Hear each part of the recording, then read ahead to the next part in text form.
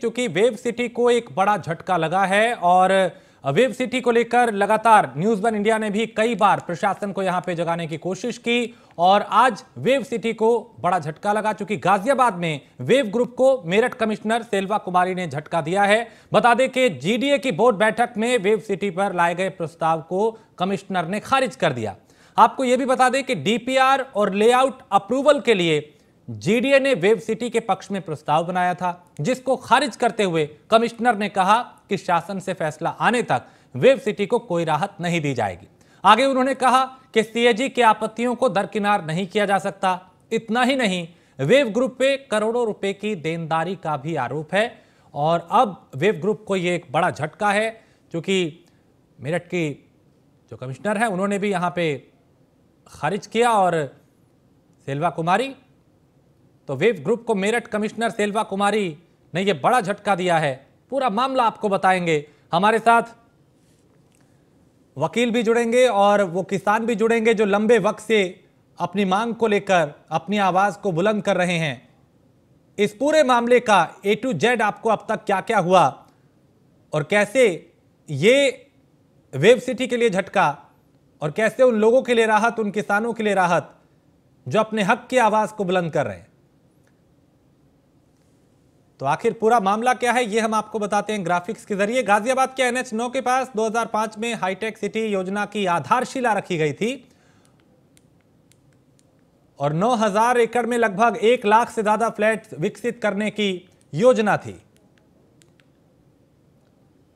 तो योजना को 2 हिस्सों में बांटा गया था और प्रोजेक्ट के लिए पहला लाइसेंस वेव सिटी को 4500 एकड़ के लिए दिया गया।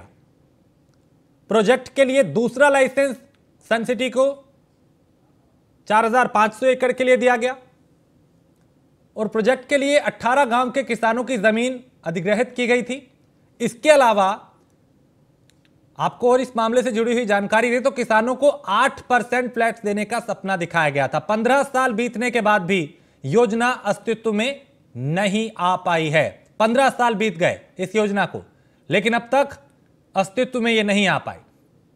3000 एकड़ जमीन अधिग्रहण के बाद भी अब तक एक भी प्रोजेक्ट हैंडओवर नहीं हुआ। तो जमीन अधिग्रहण के लिए किसानों के मुआवजे में अनियमितता बरती गई।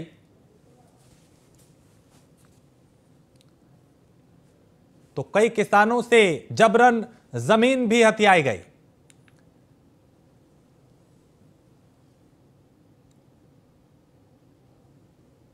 और न्यूज़ वन इंडिया ने वेव सिटी को लेकर 2 जून को ही खबर दिखाई थी कि किस तरह किसानों की जमीन का अब तक मुआवजा नहीं मिला है और वहीं कई साल से बिल्डर के खिलाफ किसान धरने पर बैठे थे। 23 नवंबर को वेव ग्रुप को मेरठ कमिश्नर की तरफ से बड़ा झटका लगा। अधिकारियों की तरफ से डीपीआर और लेआउट अप्रूवल को मेरठ कमिश्नर ने खारिज कर दिया। बता दें कि सीएजी की आपत्तियों के मद्देनजर भी यह फैसला लिया गया है और 2 जून को न्यूज़ वन इंडिया ने खबर दिखाई थी, उसको हम आपको दिखा रहे हैं।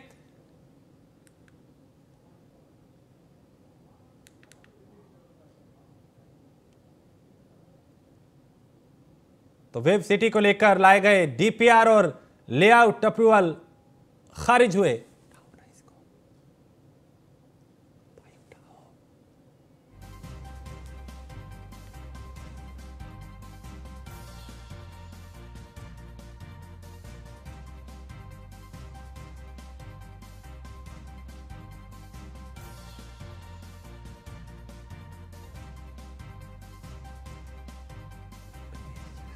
तो बिल्डरों और अफसरों की गठजोड़ से किसानों को भारी नुकसान पहुंचा और 23 नवंबर को मेरठ कमिश्नर से वेव ग्रुप को बड़ा झटका लगा।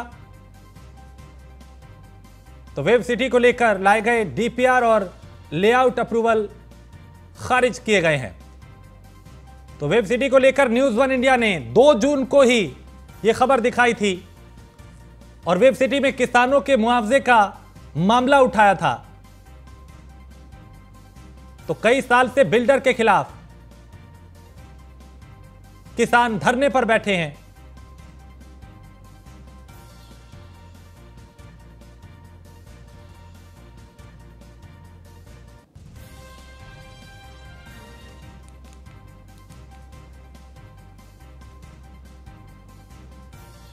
तो 23 नवंबर को मेरठ कमिश्नर से वेव ग्रुप को एक बड़ा झटका लगा है और इससे पहले न्यूज वन इंडिया ने भी दिखाया था कि कैसे इन किसानों को नुकसान पहुंचा है। न्यूज वन इंडिया ने वेब सिटी को लेकर 2 जून को ही खबर दिखाई थी कि किस तरह किसानों की जमीन का अब तक मुआवजा नहीं मिला।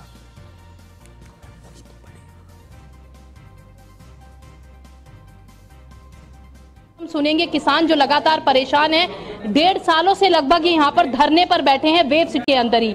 कोई इनकी सुनने को तैयार नहीं है। इन्हीं की जमीन है, इन्हीं का सब कुछ, इन्होंने कोई मुआवजा नहीं उठाया, बावजूद उसके यहाँ पर किसान जो है परेशान नजर आ रहा है। सर आपका नाम सबसे? एडवोकेट रूपम यादव जी सर, क्या आपका मैटर है पूरा? लगातार किसान भी हैं, आप धरने पर बैठे हुए हैं, आपने सुप्रीम कोर्ट से स्टे भी लिया है, बावजूद उसके कंस्ट्रक्शन यहाँ पर आपकी जमीनों पर चल रहा है। जी मैडम, बिल्कुल मैडम, जब ये ज़मीन एक्वायर्ड हुई थी तो हम धारा 6 के खिलाफ कोर्ट चले गए थे। हाई कोर्ट से डिस्पोज होते हुए हम सुप्रीम कोर्ट गए। सुप्रीम कोर्ट ने हमें ये लिबर्टी देते हुए कि आपको आंशिक रूप से सुना गया है, आप पुनः हाई कोर्ट जाइए, रिव्यू की लिबर्टी दी और सेक्शन 5A की लिबर्टी दी। पीछे हमारे खेतों को तमाम खड्डे खोद दिए गए, तमाम कंस्ट्रक्शन कर दिया गया है और हमारी खड़ी फसलों को उजाड़ दिया गया है। धरने पर बैठे हैं, क्या मांग है आपकी? यहाँ पे जो हमारी जमीन थी वो इन्होंने धिंगस्ती छीन ली गई है, हमारी खड़ी फसल उजाड़ दी गई है, हमारी महिलाओं पहले अत्याचार किया गया, हम पे गुंडा एक्ट और अनेक धाराओं में FIR दर्ज की है। इसी के बारे में हम धरने पर बैठे हुए हैं। सर आपसे जानना मैं चाहूंगी कि लगातार आप सालों से धरने पर बैठे हैं, किस तरीके की लड़ाई आप लड़ रहे हैं? क्योंकि लगातार जैसा कि आपने बताया था कि प्रशासन से भी आप गुहार लगा रहे हैं, कोर्ट में भी आप जा रहे हैं, तो थोड़ा ब्रीफ पे आप बताएं कि क्यों बैठा है किसान? बिल्कुल मैडम, ऐसा हुआ था कि बिल्डर ने नोटिफिकेशन कराया था, तभी हम उसके खिलाफ कोर्ट में चले गए थे। कोर्ट में आज भी हमारा केस पेंडिंग है, किसी भी कोर्ट से हमारे खिलाफ कोई निर्णय नहीं आया है, न ही बिल्डर के पक्ष में आया है। इन्हीं की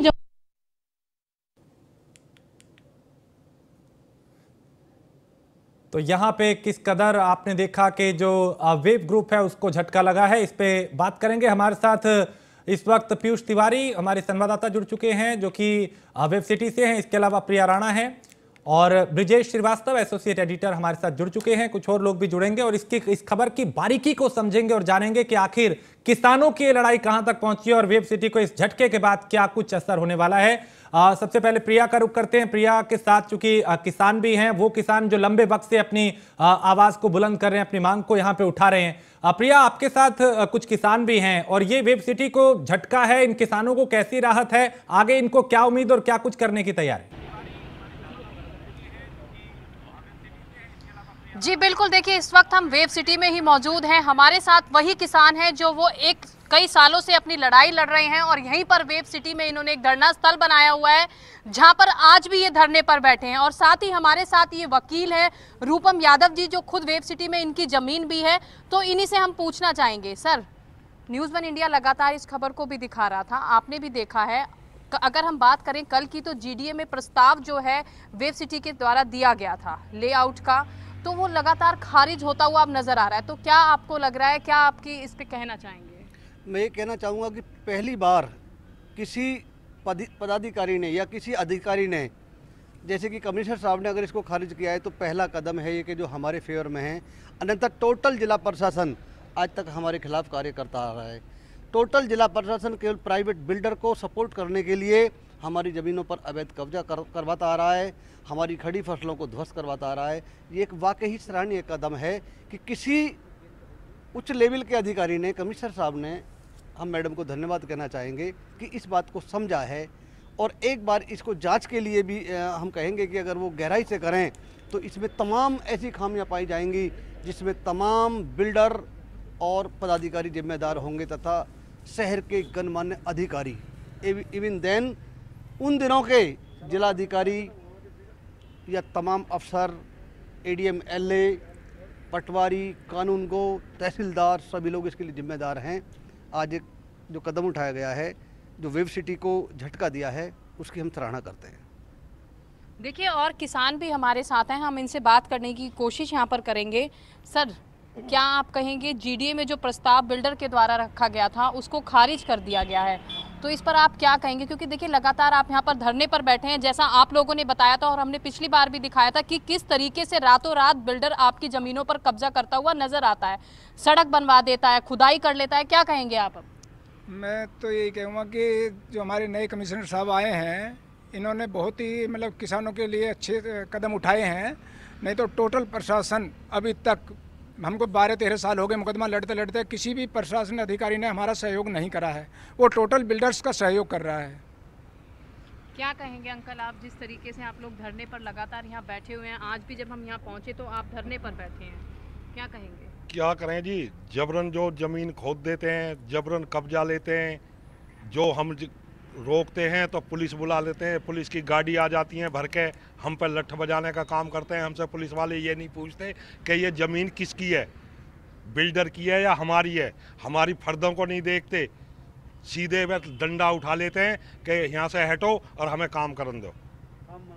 काम बंद नहीं रहे। रूपम जी, आपसे पूछना चाहेंगे, क्या आपको लगता है कि गठजोड़ अभी भी उनका फेविकोल वाला मजबूत है, जिस तरीके से बिल्डर, अधिकारी और अफसर जो हैं ये सब आपस में मिले हुए थे? क्योंकि देखिए जो जीडीए ने प्रस्ताव बनाया वो जो है बिल्डर के फेवर में बनाया गया था, तो आप क्या कहेंगे? बिल्कुल, आज तक जो गठजोड़ बिल्डर का और प्रशासन का रहा है वो आज भी जारी है। बिल्डर द्वारा जो नियम बनाए गए हैं, या जीडीए द्वारा जो नियम बनाए गए हैं, या एडीएम एलए द्वारा जो अपने लेटर्स में, अपनी विज्ञप्ति में और अपने ऑर्डर्स में जो कहा गया है कि भाई धारा 6 के खिलाफ कोर्ट जाने वाले किसानों की ज़मीनों पर कोई कार्रवाई नहीं होगी, उनके खिलाफ कोई अवार्ड नहीं बनाया जाएगा, तब भी रातों रात 31 दिसंबर 2013 को यह वेब सिटी की ज़मीनों का अवार्ड बना दिया जाता है। क्यों?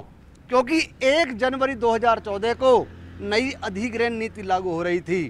ये ऐसी कौन सी मजबूरी थी, ऐसा कौन सा पहाड़ टूट रहा था कि एक दिन पहले तो टोटली बिल्डर को लाभ पहुंचाने के लिए आज भी फिरियाजी तमाम गाजियाबाद के अधिकारी बिल्डर को लाभ पहुंचाने के उनके साथ खड़े हुए हैं। जीडीए ने स्वयं अपने एक लेटर में लिखा है कि जब तक न्यायालय का कोई अंतिम निर्णय नहीं होगा तब तक विवादित जमीनों पर कोई कार्य नहीं किया जाएगा, मानचित्र नहीं बनाया जाएगा, यानी कि कोई विकास कार्य नहीं किया जाएगा। आप नज़र उठा के देख लो, तमाम खेतों को सभी में खंबे गाड़ दिए गए हैं, मकान बन रहे हैं, सड़कें बना दी गई हैं, हमारी खड़ी फसलों को उजाड़ दिया गया है। तो इसको गठजोड़ कहूँगा मैं, 100% इसको शासन और बिल्डर का गठजोड़ कहूँगा। देखिए यहाँ पर किसान जो है आज भी परेशान है। देखिए किस तरीके से बता रहे हैं, क्योंकि इस वक्त हम वेव सिटी में ही मौजूद हैं। मैं अपने कैमरामैन से दिखाना चाहूंगी, किसान अपनी जमीन पर यहाँ बैठा हुआ है, उसके बावजूद आप देखेंगी तस्वीरों में तो रातों रात यहाँ पर पोल लगा दिए जाते हैं, बिजली के खुदाई कर दी जाती है, किसानों को जबरन दबाया जाता है। हालांकि शिकायत करने की कोशिश करें तो यहाँ पर जो इनके बाउंसर्स नजर आते हैं और साथ ही जो पुलिस प्रशासन है वो भी बिल्डर के साथ नजर आता है। तो आखिर किसानों का जो ये दर्द है, किसान इतने सालों से यहाँ पर जो धरने पर बैठा है, तो आखिर ये कहे किससे? अब देखिए जो जीडीए की तरफ से प्रस्ताव बनाया गया वो भी बिल्डर के फेवर में बनाया गया।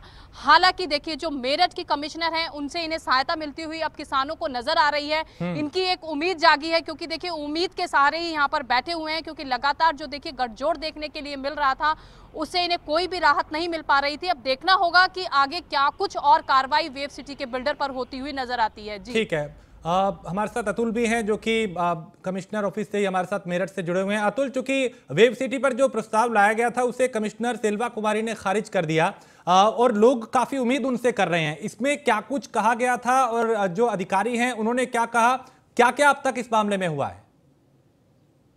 देखिए सबसे बड़ी बात है, जिस तरह से वेब सिटी का जो प्रस्ताव है वो पास हुआ था और उसके बाद जो किसानों की जमीनों पर जबरदस्ती जो घेराव चल रहा था, जो वेब सिटी के जो वहाँ के ओनर हैं, जो ठेकेदार हैं, वो जबरदस्ती उस जमीन को कब्जाने का काम कर रहे थे। लेकिन कमिश्नर सेल्वा कुमारी ने साफ तौर पर निर्देश दिया है, जिस तरह से बोर्ड बैठक में जो प्रस्ताव रखा गया था मेरे गाजियाबाद विकास प्राधिकरण की तरफ से, उसको खारिज करते हुए साफ तौर पर कहा है जो उच्च अधिकारी और न्यायालय का निर्देश है उसी के अनुपालन में कार्रवाई की जाएगी। तो कहीं ना कहीं जो किसान है उनके लिए बड़ी राहत मिली है। और सबसे बड़ी बात यह है कि 2005 में और सरकारों में जिस तरह से वेब सिटी को जो उसके बिल्डर हैं, जो वहाँ के ठेकेदार हैं, उनके लिए सरकार काफी सपोर्ट करती हुई नजर आती थी। लेकिन 2017 में योगी सरकार बनने के बाद कहीं ना कहीं इन बिल्डरों के लिए बड़ा झटका देखने को मिला है। ठीक है, ब्रिजेश हमारे साथ, ब्रिजेश श्रीवास्तव हैं, एसोसिएट एडिटर लखनऊ से, इस वक्त हमारे साथ जुड़े हुए हैं। ब्रिजेश जी, ये जो सेल्वा कुमारी ने जो फैसला लिया, जो प्रस्ताव खारिज किया है, ये दिखाता है कि सरकार बदलने के बाद जो अधिकारी हैं उनके कार्यशैली भी बदल जाती है। किसानों ने बताया कि ऐसा कोई अधिकारी हमें उम्मीद नहीं दे रहा था कि कोई उम्मीद जागे, लेकिन जो कमिश्नर हैं मेरठ की, उनसे एक उम्मीद जागी है। इस मामले को अगर पूरा गणित हम समझें तो वो आसान भाषा में आप दर्शकों को बताएं कि कैसे ये इस ग्रुप को झटका और लोगों के लिए, इन किसानों के लिए राहत। देखिए, सबसे बड़ी बात यह है राजेश, अगर इसके थोड़ा सा बैकग्राउंड में जाइए, 2005 में हाईटेक सिटी के नाम पर एक बड़ा प्रोजेक्ट बनाया जाता है। उस प्रोजेक्ट को पास करने के लिए उसको तमाम सहूलियतें दी जाती हैं और ये तय होता है कि 4,500 हज़ार एकड़ जो ज़मीन है वो जो है इस हाईटेक सिटी प्रोजेक्ट को दी जाएगी और इसमें वेब सिटी को जो है 4,500 एकड़ ज़मीन जो है हाईटेक सिटी डेवलप करने के लिए दी। उसमें वेब बिल्डर ने 3,000 एकड़ ज़मीन के आसपास जो है उसको अधिग्रहित भी कर लिया और उसमें जो मुआवजा था वो अलग अलग तरीके से, यानी मनमाने तरीके से उस पर बांटा गया, जिसको लेकर असंतोष हुआ, उसको लेकर के कोर्ट में कार्रवाई हुई। सबसे बड़ी बात ये थी कि 2011 के अंदर अंदर उन सारे प्रोजेक्ट को जो है हैंडओवर होना था और उसमें जो है 1 लाख से ज़्यादा हाईटेक आवास बनाए जाने थे। लेकिन सबसे बड़ी बात यह है कि इस पूरे प्रोजेक्ट को आज 17 साल हो चुका। 17 साल में अब तक एक भी प्रोजेक्ट ऐसा नहीं है पूरी तरीके से जिसको कहा जाए कि 100% वो टेक ओवर करने की जो है हैंडओवर करने की स्थिति में है। तो सीधी सी बात यह है कि तमाम सहूलियतों के बावजूद, तमाम सरकारी मशीनरी के साथ रहने के बावजूद जो है, जो लोगों का सपना था वो आज तक पूरा नहीं हुआ।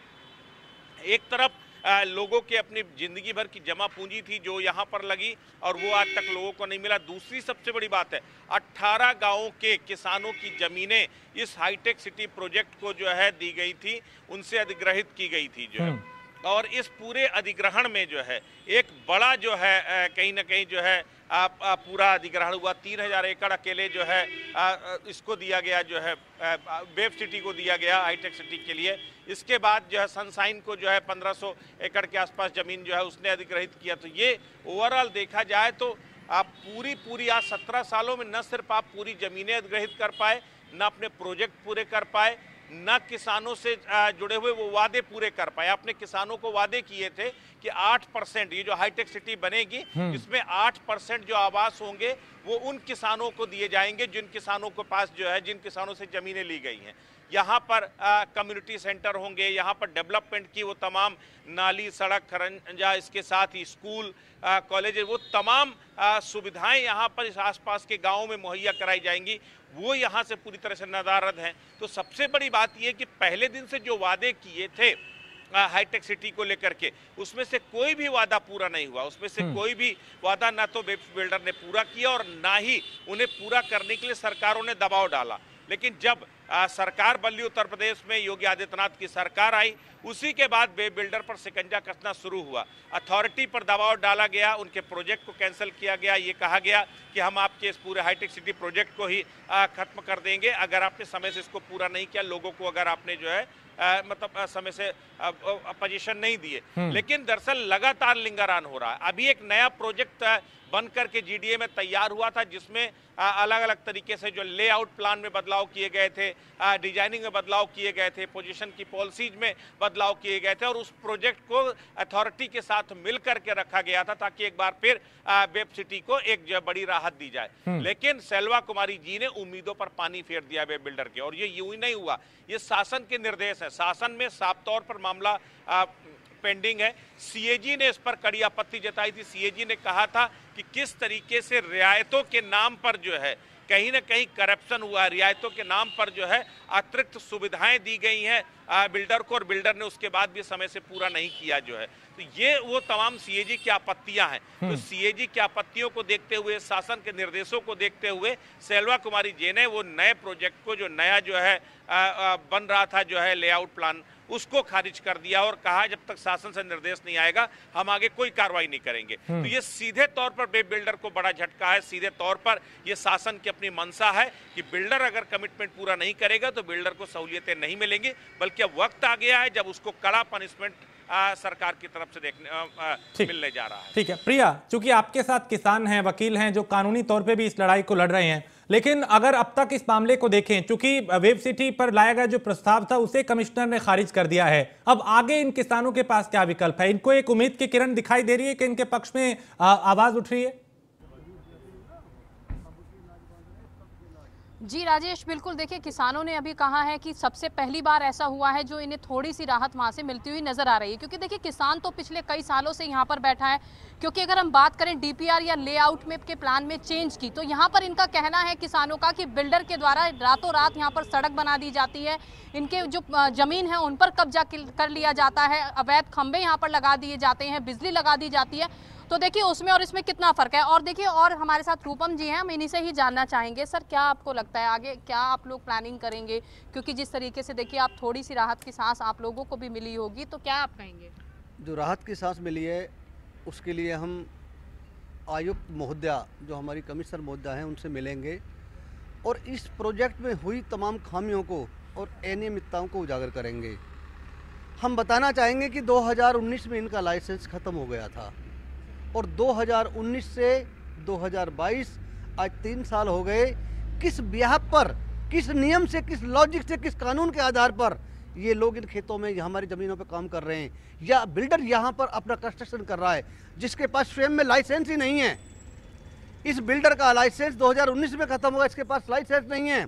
जिस बिल्डर के पास लाइसेंस नहीं है उसका डीपीआर पास करने का जिला प्रशासन एक प्रस्ताव पास करता है। ये बहुत ही एक सराहनीय कदम कहूँगा मैं आयुक्त महोदया का, और उन्हें बताया जाएगा उन तमाम खामियों को। अगर मेरे पास ड्राइविंग लाइसेंस ही नहीं है तो क्या मुझे गाड़ी चलाने का अधिकार है? लेकिन नहीं, सारे नियम सारे कानून दरकिनार करते हुए, ताक पर रखते हुए एक प्राइवेट बिल्डर के लिए जिला प्रशासन कार्य कर रहा है। हम इस समस्त समस्याओं को, समस्त कमियों को, समस्त अनियमितताओं को जल्दी ही हमारा किसान प्रतिनिधि मंडल कमिश्नर महोदय के पास जाकर इनको रखेगा और उन खामियों को हम इन्हें बताएंगे। तो सर, आपको क्या लगता है कि इन्होंने दोबारा रिन्यूअल कराने की कोशिश नहीं की होगी अपने लाइसेंस को, या रिन्यूअल हुआ नहीं होगा? क्योंकि देखिए जिस तरीके से आप बता रहे हैं, ये जीडीए में गए अपना प्रस्ताव लेकर, तो और जो प्रस्ताव है जो बिल्डर के फेवर में आया, तो पहले ही ये प्रशासन क्यों नहीं जागता इस तरीके से? क्योंकि आपके पास जानकारी है, आप एक एडवोकेट भी हैं, आप लगातार इस लड़ाई को भी लड़ रहे हैं, तो क्या आप कहेंगे क्या रीजन रहा है जो लाइसेंस रिन्यूअल नहीं हो पाया होगा? 2019 के बाद में अगर ये दोबारा से रिन्यूअल डालते तो इनको 5 ईयर का समय मिलता, लेकिन भ्रष्ट जिला प्रशासन ने सोचा कि 2-3-4 साल आप ऐसे ही काम कर लो, उसके बाद क्योंकि समय केवल 5 ईयर का मिलना है, तो बीच में 3 साल का ग्रेस पीरियड, एक ऐसा टाइम जिसको जो काउंट ही ना हो, उन्हें डालेंगे। 5 ईयर का मिल जाएगा, 2022 से 2027 का मिल जाएगा। अगर 2019 से मिलता तो 2024 तक का मिलता। तो ये ग्रेस पीरियड यहाँ के अधिकारियों की मिली भगत से 3 साल का इन्हें दे दिया गया है। और देखिए, जिस 3 साल के पीरियड में इनके पास लाइसेंस नहीं था, सबसे अधिक अनियमितताएं उसी 3 साल के पीरियड में हुई हैं। हमारी खड़ी फसलों को उजाड़ा गया है, हमें कोई पैसा नहीं दिया गया है, ना हमारा कोई केस, हमारे अवार्ड के ऊपर जो हमने इनके नियमों को इनको दिखाया कि ये आपने एडीएमएलए ने बनाया है, एडीएमएलए की विज्ञप्ति ये कहती है, नहीं सुना गया है। जो जीडीए ने अपने नियम कानून बताए हैं, जो बनाए हैं, जो लेटर्स हैं, उनको भी नहीं सुना गया है। अवार्ड घोषित करने का अधिकार नहीं है इनको। धारा 6 को हमने कोर्ट में चैलेंज किया हुआ है। जब तक धारा 6 का कोई डिसीजन नहीं होता, धारा 11 का प्रावधान कैसे हो सकता है?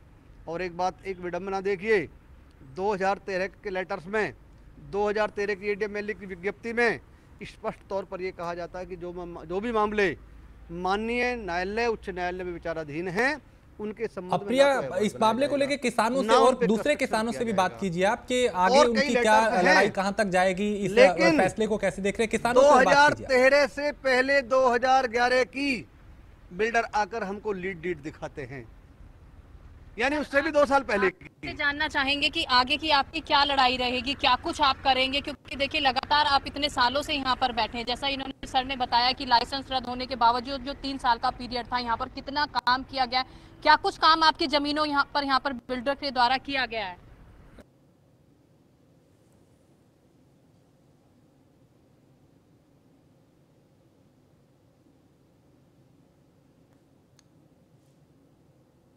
गए हैं, इन्होंने कब्जा दे दिया है, जो कि कब्जा इनको नहीं देना चाहिए था इस पीरियड में। ना ही हमारा अवार्ड, जो में इन्होंने अवार्ड में लिखा हुआ है, इनके पैरा नंबर 15 में साफ लिखा हुआ है कि जो व्यक्ति न्यायालय, उच्चतम न्यायालय में हैं, उन पर यह अवार्ड लागू नहीं होता है। लेकिन आज ये मिली भगत से आज ये बोल रहे हैं कि ये अवार्ड उन पर भी लागू होता है, क्योंकि टोटल प्रशासन इनके साथ इनका सहयोग कर रहा है।